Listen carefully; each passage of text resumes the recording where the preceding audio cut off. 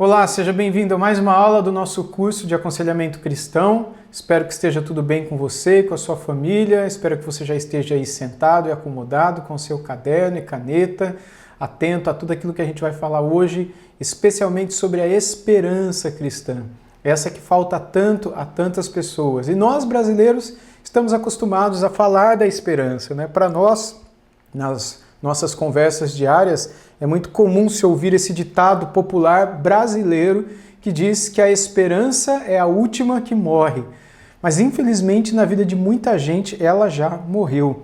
É interessante que o apóstolo Paulo escreveu sobre esperança em Romanos capítulo 8, versículo 24, e ele disse o seguinte lá, sobre quando as nossas esperanças são frustradas. Porque na esperança fomos salvos. Ora, esperança que se vê não é esperança, pois se o que alguém vê como espera, ou seja, a nossa esperança ela está em Cristo, porque na esperança, como ele diz aqui, nós fomos salvos.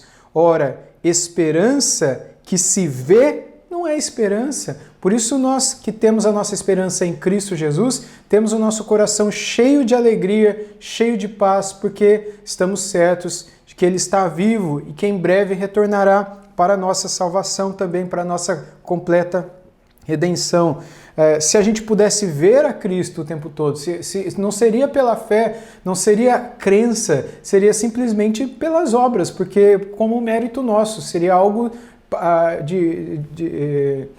natural, digamos assim, e não sobrenatural como ela o é. Nossa salvação e a nossa esperança, não é? São sobrenaturais. Elas vêm de Deus, elas não dependem de coisas naturais, de coisas humanas. Por isso são como são. Pois bem, é praticamente impossível a gente definir certas virtudes presentes no cristianismo. Por exemplo, é muito difícil a gente definir o que é o amor. É muito difícil a gente definir o que é o perdão, bem como definir tantos outros benefícios do Espírito Santo. E um dos benefícios do Espírito e uma das coisas que também é muito difícil da gente definir é justamente a esperança. A esperança, ela sempre está ligada ao futuro, com o futuro de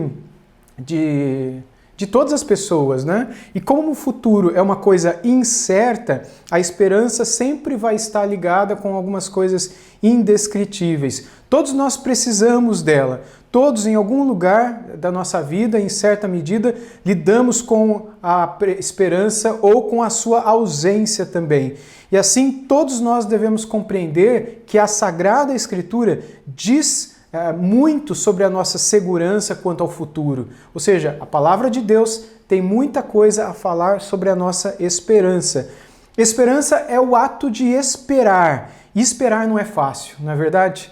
Ainda mais quando a gente se espera por tanto tempo por alguma coisa e depois de um longo tempo acontece completamente diferente daquilo que nós sonhamos ou imaginamos. Aí nesse momento a gente fica frustrado, né? Lembra da frase? A esperança é a última que morre, mas para algumas pessoas ela acaba morrendo de fato.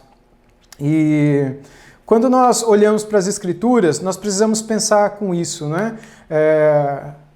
A esperança ela morre, a esperança está ligada ao futuro e muitas vezes nós nos frustramos com quem você menos imagina com relação ao futuro. Há uma história sobre esperança frustrada na Bíblia que sempre me chamou a atenção. E essa história fala de dois jovens que nutriam uma esperança muito grande com relação a Jesus. Eles esperavam que Jesus se tornaria o grande rei de Israel. Não o rei como nós o temos hoje, o rei dos reis, o senhor dos senhores, o nosso salvador. Não, que ele fosse um rei humano, como Davi foi. Que ele tivesse um trono, que ele tivesse um palácio, que ele tivesse exércitos humanos, não é? Que ele reinasse sobre a terra, que ele lutasse em batalhas e que ele livrasse, por exemplo, por meio de guerras, os judeus dos romanos, do Império Romano, da opressão romana. Mas Jesus, ele morreu. Jesus foi crucificado no meio de dois bandidos de uma maneira tão humilhante. E há dois jovens na palavra de Deus que eles olham para aquela situação e eles precisam lidar justamente com isso que eu coloco aqui para vocês. Quando as suas próprias esperanças acabaram sendo absolutamente frustradas. Você e eu vamos vivenciar em nossa vida ministerial como conselheiros cristãos inúmeras experiências de pessoas que também tiveram suas esperanças frustradas. E muitas vezes, pessoas que lidam com a frustração da esperança acabam entrando em depressão. Eles esperavam, por exemplo, aqueles dois jovens, que Jesus fosse o grande Messias nacional, fosse o grande libertador. E eles seguiam Jesus de perto. Mas agora Jesus tinha morrido e já fazia 3 dias da crucificação. Eu quero ler com vocês aqui atentamente essa passagem para que nós vejamos o que aconteceu no coração desses jovens. Diz que naquele mesmo dia, ou seja, o domingo da ressurreição, 2 deles, naquele mesmo dia em que Pedro foi no túmulo e viu os lençóis que envolviam o corpo de Jesus sobre o lugar onde ele foi sepultado, naquele mesmo dia em que Maria Madalena e a outra Maria foram ao túmulo de manhã bem cedo para ungir o corpo de Jesus e não viram nada, somente os anjos, naquele mesmo dia, o domingo da ressurreição, 2 deles estavam de caminho para uma aldeia chamada Emaús. Essa aldeia ficava cerca de, olha lá, distante de Jerusalém, 60 estádios. 60 estádios dá mais ou menos 10 quilômetros de distância, 10 quilômetros de Jerusalém. E iam conversando a respeito de todas as coisas sucedidas ali naqueles dias em Jerusalém. E aconteceu que enquanto conversavam e discutiam, o próprio Jesus se aproximou e ia com eles. Então, Jesus não iniciou uma conversa imediatamente com eles, mas eles estavam caminhando pelo caminho, Jesus meio que se colocou ao lado deles e foi ali caminhando ao lado deles, até que os seus olhos, porém, estavam como que impedidos de o reconhecer. Eles não perceberam quem estava ali do lado deles. Os olhos deles estavam impedidos de reconhecer Jesus. Então, lhes perguntou Jesus: que é isso que vos preocupa? E de que ides tratando à medida que caminhais? Jesus, a gente costuma dizer no interior de São Paulo, que Jesus deu uma de João sem braço. Jesus vira para eles e diz: o que é isso que vocês estão conversando? Com o que vocês estão preocupados? Do que vocês tratam enquanto vocês caminham? E eles pararam entristecidos, diz o texto bíblico. Muito entristecidos.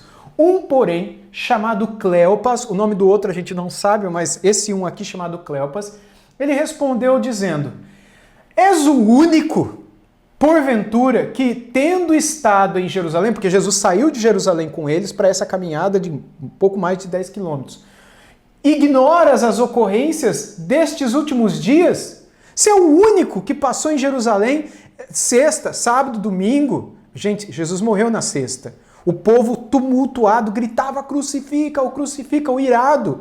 O sinédrio se reuniu, o grande sinédrio se reuniu, os príncipes do povo. Pôncio Pilatos reuniu todo mundo na Fortaleza Antônia. A cidade parou, não para Páscoa, mas para a crucificação de Jesus, o grande nome daquele momento. E Jesus pergunta: o que está acontecendo? Ele fala: você é o único, eles falam, né? Cleopas fala: você é o único que não está percebendo? Você é o único que ignora tudo que está acontecendo? E olha a resposta de Jesus. Ele lhes respondeu: quais?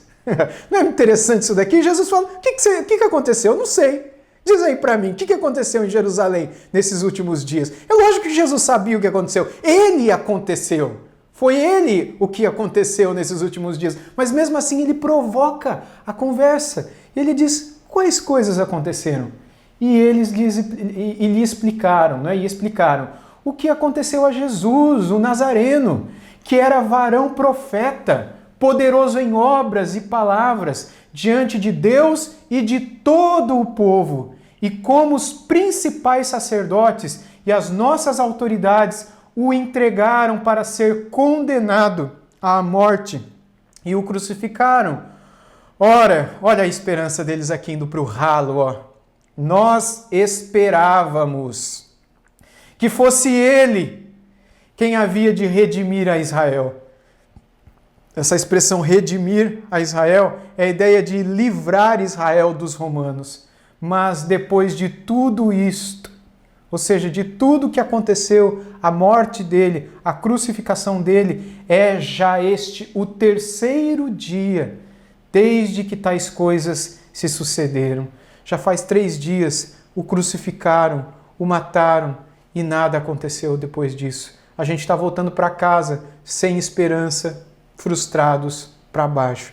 Essa é a atitude deles, esse é o sentimento deles, esse é o coração deles. E aí é interessante que eles continuam dizendo o seguinte: é verdade também que algumas mulheres das que conosco estavam nos surpreenderam tendo ido de madrugada ao túmulo e não achando o corpo de Jesus, voltaram dizendo terem tido uma visão de anjos, os quais afirmam que ele vive. De fato, alguns dos nossos foram ao sepulcro e verificaram a exatidão do que disseram as mulheres, mas não o viram. Olha a sagacidade de Cleopas aqui. Ele está dizendo o seguinte: as mulheres foram lá e não viram nada, mas disseram que viram ele. Mas Pedro foi lá, não viu nada também, mas Pedro não viu ele. Ou seja, será que a gente vai confiar em mulher? Essas mulheres estão dizendo que viram ele, será que viram mesmo? É difícil, isso é parte de um pouco de um tipo de preconceito que a gente pode encontrar no próprio coração e nas palavras do Cleopas nesse primeiro momento, porque ele diz, é como se ele dissesse, elas foram, elas viram o túmulo vazio e disseram que viram Jesus, mas é difícil da gente confiar. Por isso que a gente está voltando para Emaús, porque se elas tiveram visto Jesus mesmo, a gente ia ficar aqui, mas será? E de fato Pedro foi correndo até lá, ele também viu o túmulo vazio, mas ele não o viu, mas não o viram. Então lhes disse Jesus: ó nécios e tardos de coração para crer tudo o que os profetas disseram. Jesus já começa, com uma palavra bem suave. Ele diz: ó, como vocês são nécios e lentos, como vocês são devagar, como vocês são tardos ou tardios, como vocês demoram para pegar aquilo que a palavra de Deus diz a respeito de tudo. Porque ela diz o seguinte, ele continua, porventura não convinha que o Cristo, ou seja, o Cristo, não eu, o Cristo, padecesse e entrasse na sua glória? Era necessário que assim acontecesse. Ele não diz aqui, mas era como ele dissesse, depois de 3 dias ressuscitasse, mas ele ainda não disse isso aqui. Ou seja, está tudo indo bem. E olha que maravilhoso. E começando por Moisés, discorrendo por todos os profetas, expunha-lhes o que a seu respeito constava em todas as Escrituras. Olha que fantástico, o próprio Jesus pregando para estes 2 jovens. O próprio Jesus, na primeira pregação, depois da sua ressurreição, o seu auditório foi de 2 pessoas somente. E Jesus quis trazer esperança para aquelas 2 pessoas. Portanto, você que é pastor, que me ouve, que está estudando comigo, às vezes nós achamos que nós devemos pregar somente para uma grande multidão, um grande número de pessoas. Deus nos chamou para ensinar Bíblia. E às vezes a gente ensina a Bíblia para 100, para 50, para 200, para 1000. Às vezes a gente ensina a Bíblia para 2.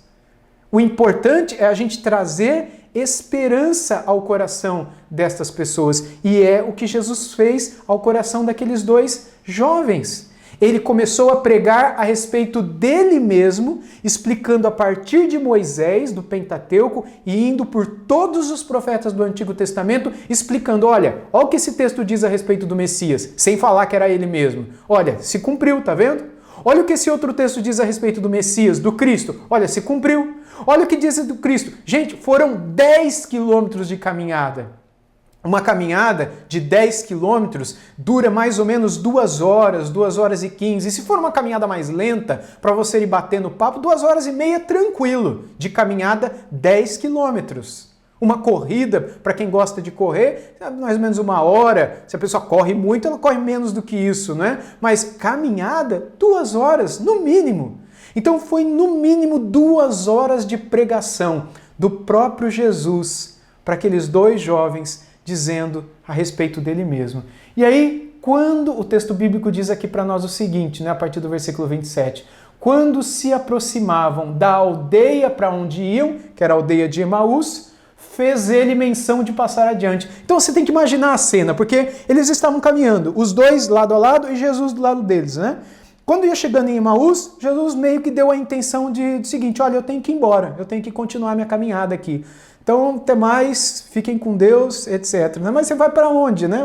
Para onde Jesus ia? É interessante isso, porque o texto bíblico diz que Jesus fez menção, aparentemente ele falou, ele fez menção de passar adiante, mas eles insistiram, constrangeram, dizendo, fica conosco, porque é tarde, o dia já declina. Ah, não vai embora não.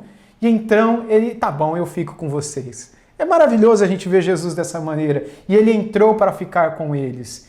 E aconteceu que quando estavam à mesa, eles entraram, conversaram, provavelmente lavaram seus pés, se puseram à cozinha para poder jantar. E quando estavam à mesa para comer, provavelmente os dois jovens disseram, olha, como que numa atitude de um rabino, né? Porque o Senhor ensinou por mais de 2 horas tanta Bíblia para nós, tanta coisa maravilhosa sobre as Escrituras e sobre o Messias para nós, o Senhor trouxe tanto calor e fogo para o nosso coração, então faça as vezes da casa e ore por nós, ore pela comida, ore. Então, tendo partido o pão, o abençoou, tomando ele o pão, abençoou-o e tendo-o partido lhes deu. Então se lhes abriram os olhos, lembra que os olhos deles estavam impedidos para verem que era Jesus? Se abriram e o reconheceram. No momento que eles reconheceram Jesus, ele desapareceu do meio deles, imediatamente ele desapareceu do meio deles. E o texto continua dizendo no versículo 32 o seguinte, e disseram um ao outro, porventura não nos ardia o coração quando ele, pelo caminho, nos falava, quando nos expunha as Escrituras, era verso a verso, era ao longo das Escrituras, livro por livro, Jesus explicando sobre si mesmo aqueles dois jovens. Aconselhamento cristão, aconselhamento bíblico, procurando trazer o quê? Qual era o problema daqueles dois jovens? Esperança. Eles não tinham esperança, esse era o problema. E Jesus os aconselhou com esperança. Qual é o conselho que nós damos para alguém que está frustrado e sem esperança? O conselho se chama Jesus. E foi isso que Jesus trouxe ao coração deles. Jesus, ele pregou sobre si mesmo. E ele diz, não nos ardia o coração quando ele pelo caminho nos falava, quando nos expunha as Escrituras. Na mesma hora se levantaram, levantando-se voltaram para Jerusalém, 10 quilômetros de volta. Mais 2 estádios de volta, onde acharam reunidos os 11 e outros com eles, e os quais diziam, o Senhor ressuscitou e já apareceu a Simão. Ou seja, agora Jesus não tinha mais aparecido somente para Maria Madalena e para outra Maria, mas ele tinha aparecido para Pedro também. Mas os outros 10 apóstolos não tinham visto Jesus. E então os dois chegaram correndo. Imagina voltar correndo 10 quilômetros de novo, mas 1 hora de corrida. Contaram o que lhes aconteceram no meio do caminho e como fora por eles reconhecido no partir do pão. Maravilhoso, não é? E aí então, olha como o texto termina no versículo 36. Falavam ainda estas coisas quando Jesus apareceu no meio deles e lhes disse, paz seja convosco. O próprio Cristo, no meio daquela conversa, os 2 rapazes, o Cleopas e o outro, estavam dizendo, ele apareceu para a gente no meio do caminho, ele foi contando sobre ele nas Escrituras, a gente não percebeu nada, como é que a gente não percebeu que era ele? Mas aí a gente estava em casa, ele foi orar, abençoou o pão, e aí a gente viu que era ele. Do nada Jesus aparece e diz, paz seja convosco. E os 11 o veem. Mas quando o veem, ficam desesperados. Será que é ele mesmo? E ainda assim o seu coração fica assustado e não cheio de esperança. Todo o texto fala de esperança, ou da falta dela que pode nos levar à depressão e à tristeza. No caso deles, eles estavam aflitos esperando que alguma coisa lhes acontecesse. Afinal de contas, eles não tinham certeza. O que aconteceria com Cristo? Mesmo, gente, Jesus já tendo dito antes que ele ressuscitaria depois de 3 dias, mas eles não se lembraram. Mesmo Jesus já tendo dito antes que eles deveriam procurá-lo na Galileia, mas eles não se lembraram. Jesus teve que ter dito isso por meio do anjo para Maria Madalena, para ela lembrar os apóstolos de todas as coisas que Jesus havia dito antes de morrer. Quantas vezes Jesus não disse que ele ressuscitaria depois de 3 dias? Mas eles não estavam na expectativa, eles não estavam esperando, faltava esperança. enquanto muitos ainda achavam, né, esperavam que na verdade a esperança tinha morrido, porque Jesus deveria ter vindo como um grande libertador. Por que você acha que Pedro tirou a espada do lado e cortou a orelha de Malco? Agora é a hora de nós estabelecermos o reino. Vamos para cima desse grupo. Essa é uma das razões também. Jesus disse, o meu reino não é deste mundo. Eles, porém, surpresos e atemorizados, acreditavam estarem vendo um espírito. Mas ele lhes disse, por que estáis perturbados e por que sobem dúvidas ao vosso coração? Vede as minhas mãos e os meus pés, que sou eu mesmo. Apalpai-me e verificai, porque um espírito não tem carne nem ossos, como vedes que eu tenho. Dizendo isso, mostrou-lhes as mãos e mostrou-lhes os pés. E por não acreditarem eles ainda, por causa da alegria e estando admirados, Jesus lhes disse, tendes alguma coisa aí para comer? Isso é interessante, né? Porque Jesus ressuscitado fala que quer comer. Então lhes apresentaram um pedaço de peixe assado e um favo de mel. E ele comeu na presença deles. A seguir, Jesus lhes disse, são estas as palavras que eu vos falei, estando ainda convosco. Importava se cumprisse tudo o que de mim estava escrito na lei de Moisés, nos profetas e nos salmos. Talvez aqui ele tenha até olhado para os dois garotos, né, de Emaús, dizendo, olha, lembra tudo aquilo que eu preguei para vocês? Tinha que se cumprir tudo. Então lhes abriu o entendimento, poder que só Deus, na pessoa bendita do seu Filho, tem para fazer em nós. Abriu o entendimento para compreenderem as Escrituras e lhes disse, assim está escrito, que o Cristo havia de padecer e ressuscitar dentre os mortos no terceiro dia. E que em seu nome se pregasse arrependimento para a remissão de pecados a todas as nações, começando de Jerusalém. Aqui Jesus já inverte e coloca a função, a responsabilidade de levar esperança nos próprios apóstolos. Não sou só eu que estou trazendo esperança para vocês. Vocês também serão agentes de esperança na vida de outros. Vocês também terão a responsabilidade de aconselhar a outros. Vocês também terão a responsabilidade de confortar a outros, de levar a palavra como eu levei para vocês dois de Emaús. Como eu levei durante 3 anos e meio para vocês 10 que estão aqui, para vocês 11 que estão aqui, vocês terão a responsabilidade de levar a graça, levar a esperança que só em mim as pessoas podem encontrar. Vós sois testemunhas destas coisas. Eis que envio sobre vós a promessa de meu Pai. Permanecei, pois, na cidade, até que do alto sejais revestidos de poder. Então os levou para Betânia e, erguendo as mãos, os abençoou. E aconteceu que, enquanto os abençoava, ia se retirando deles, sendo elevado para o céu. Então eles, adorando-o, voltaram para Jerusalém, tomados de grande júbilo, e estavam sempre no templo, louvando a Deus. Apenas até aqui, essa é a conclusão do Evangelho de Lucas, o Evangelho todo especial de Lucas, que Lucas escreveu para nós. E aqui nós vemos Jesus trazendo toda a esperança do mundo para o coração daquelas pessoas. Esse evento teve lugar no dia em que Jesus ressuscitou, no primeiro dia de um novo mundo em que Cristo ressuscitou. As bênçãos desse novo mundo estavam em um grupo muito pequeno que havia seguido e aprendido de Jesus de Nazaré. E mesmo entre esses, a esperança que tinha sobre esse novo mundo foi frustrada quando o grande libertador e Messias acabou sendo morto de maneira trágica, não é? Naquele primeiro século, onde as crucificações eram tão comuns. Mas agora, com essa ressurreição, aquilo renasce, a esperança renasce no coração deles. Bem, nós também vivemos esperanças frustradas nos nossos dias, nas nossas vidas. Nós também vivemos e vivenciamos problemas, não é, de esperanças frustradas. E esse texto nos apresenta a história de 2 jovens cuja esperança tinha sido frustrada, porque para eles Cristo devolveria o reino a Israel. Cristo seria o Messias que reinaria sobre os romanos, mas agora Cristo estava morto. Ele não vai restaurar nada em Israel. Com a morte de Cristo eles estavam frustrados e muitas vezes nós também nos frustramos.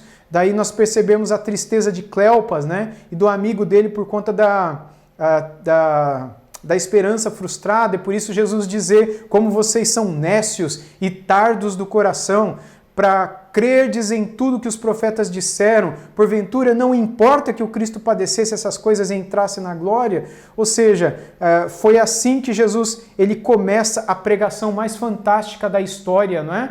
E nós nunca devemos duvidar da palavra de Deus. A pregação mais fantástica da história nos deixou claro isso. Nós nunca devemos duvidar dos planos da palavra de Deus, e os planos de Deus nem sempre serão como os nossos planos. Os planos de Deus sempre serão melhores do que os nossos. Às vezes nós teremos a expectativa de que uma coisa aconteça dessa forma, mas Deus não desejou que aquela coisa acontecesse daquela forma. Então, graças a Deus não aconteceu. Graças a Deus que a gente se frustrou. Graças a Deus que foi diferente. Porque se fosse do jeito como nós gostaríamos que fosse, talvez nós teríamos problemas. Talvez nós viríamos a sofrer. Nós somos crianças dentro do jardim de Deus. E Deus, como nosso Pai, sabe o que é melhor para nós. Bem, da mesma forma que aqueles discípulos no caminho de Emaús, nós também não estamos livres de nos frustrarmos, não é? Com esperanças e expectativas em nossa vida espiritual. Mas Deus nos deixou muitas promessas. Deus nos deixou a sua própria palavra. E embora nós não tenhamos o privilégio de termos Cristo ao nosso lado pregando sobre si mesmo durante 2 horas aqui nesse mundo e nessa terra, nós temos a palavra nas nossas mãos, que é o nosso alimento, que é o verbo, o próprio verbo de Deus, que um dia se fez carne para nos encher de esperança também nesse tempo de frustração.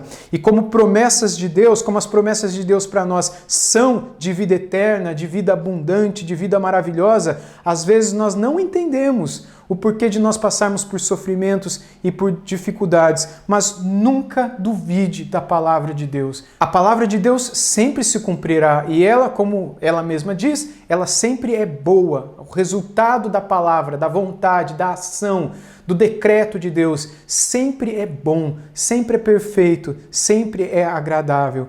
Os discípulos no caminho de Emaús se frustraram porque imaginavam que a promessa de Deus haveria de se cumprir do jeito que eles esperavam, do jeito que eles imaginavam. Aliás, não só eles, mas praticamente todos os discípulos. O rei veio e o rei inaugurou o seu reino.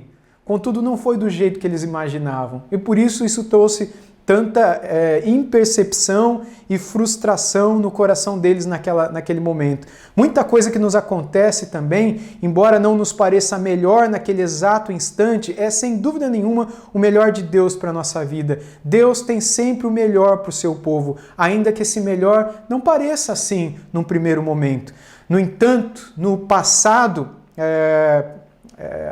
a gente pode perceber vários momentos da nossa vida, não é?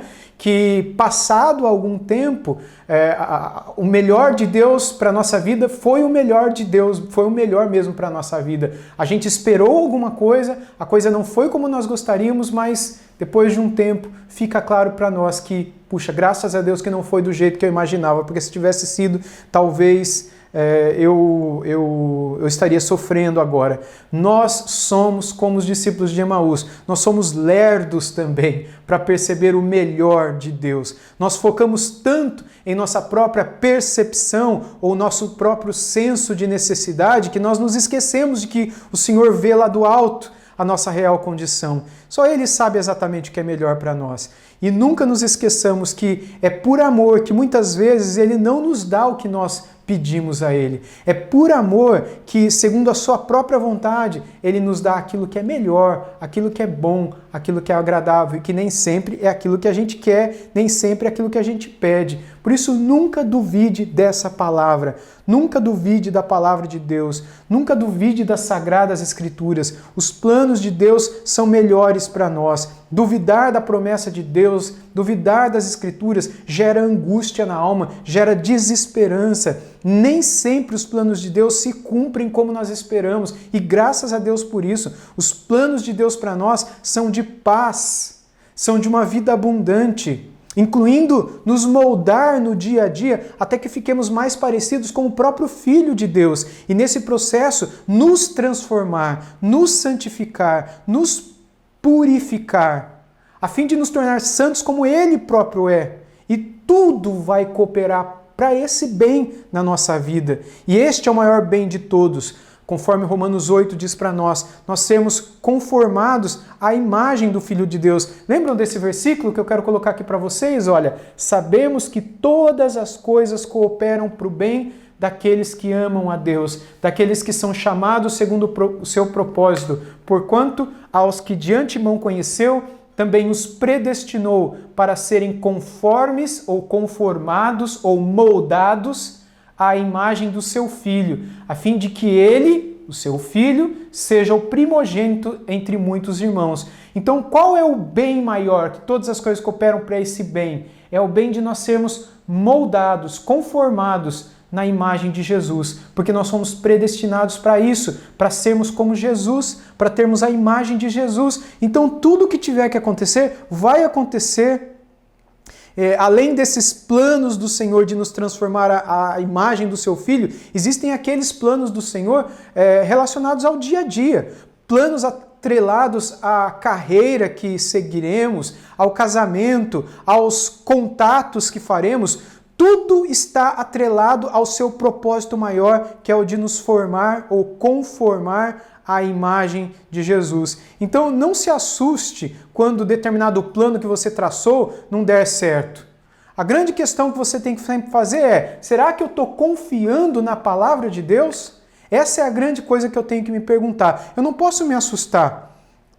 Eu me lembro, por exemplo, de John Piper, que é um pastor bastante conhecido de todos nós, um escritor muito famoso, um pastor querido, numa conferência há alguns anos atrás, orando por um pastor que pregava naquela conferência também, que faria uma cirurgia para retirada de um câncer no cérebro. O câncer estava do tamanho de um limão dentro do cérebro dele, ele teria que retirar o câncer depois de alguns dias de ter pregado naquela conferência, e aquele pastor se ajoelhou no meio dos demais pastores, não é? E eles se colocaram ao redor dele, estavam orando com ele, não é? Impondo as mãos sobre ele, e John Piper orou mais ou menos dizendo essas palavras, que Deus, nós pedimos pela cura do nosso irmão, nós pedimos que o Senhor abençoe a cirurgia, que seja um sucesso, que ele esteja bem, que fique tudo bem, e nós desde já te agradecemos, porque sabendo ou cientes que somos de que já colocamos a vida do nosso, já tendo colocado a vida do nosso irmão nas tuas mãos, o melhor virá. Porque ele está agora em tuas mãos. Nós o colocamos em tuas mãos. O melhor virá. Que melhor será? Será a morte dele? Será a cura dele? Mas a paz vem e a esperança também de saber que o melhor virá. Porque nós estamos nas mãos daquele que é o nosso Pai. O pastor com o câncer na cabeça está curado. E hoje pastorei uma igreja no Texas e está totalmente bem, totalmente curado do câncer no cérebro. Mas ele poderia não ter sobrevivido à cirurgia e poderia ter falecido. Isso significaria que não foi para o bem? Significaria que Deus não teria agido? Pelo contrário, a vontade de Deus é sempre boa, perfeita e agradável. E esta verdade, quando aconselhada às pessoas, é o que vai mantê-las em paz. Por isso, confie na palavra, confie na promessa, nunca duvide dela. Tudo o que está acontecendo em sua vida faz parte do plano de Deus para você. Deus nunca é pego de surpresa. Deus nunca é pego de improvisos, né? Ele não conserta as coisas, Deus cria as coisas, Ele faz as coisas. Deus não sonha, Deus não tem sonhos, Deus decreta, Deus determina. Como Deus soberano que Ele é, a gente pode descansar nas mãos de Deus, cientes de que os céus e a terra obedecem à sua voz. E como seus filhos, não há razão para duvidarmos do seu amor, da sua providência no momento e nas circunstâncias certas em que nós tanto precisamos. Às vezes a gente não entende como algo pode estar debaixo do plano de Deus. Um desemprego, por exemplo, uma doença grave, um assalto, um grave acidente de carro, a morte de um ente querido, a perda da mobilidade física num acidente que agora eu não consigo mais trabalhar, etc. Mas, segundo as Escrituras, tudo, absolutamente tudo, está debaixo do controle de Deus e está cooperando para o nosso bem. E é essa a esperança que deve encher os nossos corações. Assim como aquela situação em Jerusalém não estava sendo entendida por ninguém, e estava totalmente fora do controle das pessoas, mas estava em perfeita consonância com o plano de Deus para a salvação da humanidade, hoje também, em sua vida, tudo o que acontece está debaixo do cuidado e do controle minucioso de Deus para você. Você precisa crer nisso, você precisa confiar nisso. Então, confie e não se frustre jamais. O contrário disso, não confiar na palavra de Deus, é entrar numa situação de profunda tristeza, profunda aflição, profundo sofrimento e, quem sabe, até mesmo de tanta angústia e de tanto terror, até mesmo em depressão. E eu quero terminar essa minha participação no curso de aconselhamento cristão dizendo para vocês que se você em algum momento vier a passar por esse estado de sofrimento e de depressão, não se prive de procurar um conselheiro, não se prive de procurar um psicólogo, não se prive de procurar um médico, um psiquiatra. É necessário que você faça isso, é importante que você faça isso. Isso não demonstraria menos fé no seu coração, isso não demonstraria menos confiança na palavra de Deus, isso não demonstraria menos esperança na palavra de Deus. Pelo contrário, isso demonstra que você crê que o Deus que te sustenta no vale da sombra da morte é o mesmo Deus que pode usar do outro lado pessoas para te orientar, pessoas para te aconselhar, pessoas para te medicar, pessoas para cuidarem de você. Tome cuidado, porque às vezes você pensa assim, mas não é nada o que eu estou passando. Foi só uma tristezazinha, foi só uma situação simples. Tome muito cuidado com isso, esteja sempre atento a alterações que possam estar acontecendo com você, alterações de humor, alterações de sono, alterações de percepção da realidade, alterações de esperança, alterações de confiança, coisas que eram tão naturais para você no passado e que hoje a sua vida é outra pro lado ruim, não é? No sentido ruim da palavra. Tome cuidado, procure alguém para te ajudar e certamente Deus vai dar graça para te socorrer durante esse processo todo. Essa é a certeza que eu tenho, é a convicção que eu tenho e essa é a convicção que eu desejo passar para você também e tenho certeza que é a convicção que você também será usado por Deus para trazer ao coração de tantas pessoas que precisam desse aconselhamento bíblico também. Que Deus continue abençoando a tua vida e te usando para tanto abençoar a vida dos outros, como também possa Ele mesmo abençoar a sua vida. Um forte abraço a todos.